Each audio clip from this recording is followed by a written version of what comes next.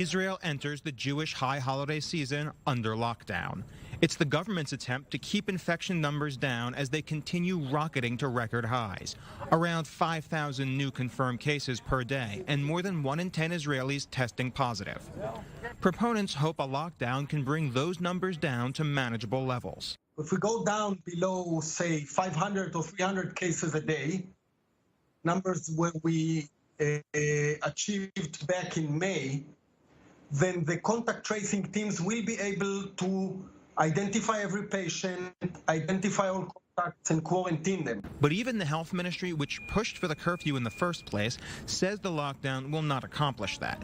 The ministry says Israel will be lucky if 3 weeks of lockdown can bring new infections down to 1,000 a day. This has led 120 prominent doctors and researchers to urge the government to try something else. Another lockdown is not necessary and maybe even counterproductive. But if a lockdown won't bring cases under control, what will? Mark Last has sparked controversy by proposing the Swedish model, letting the disease run through the population until enough people are immune that it cannot spread anymore, and says Israel is close enough to that point that it would be less painful than a full lockdown again. The problem is that more than 1,100 Israelis have died already, and the number is rising fast. Hospitals say they are reaching their limits to treat patients. Letting the disease burn through the population to achieve herd immunity while allowing large numbers of patients which the medical system is unable to cope with is an idea that was not tested. If you make a mistake, the cost will be thousands of lives. So if a lockdown won't bring numbers low enough to eliminate the disease or even to trace it,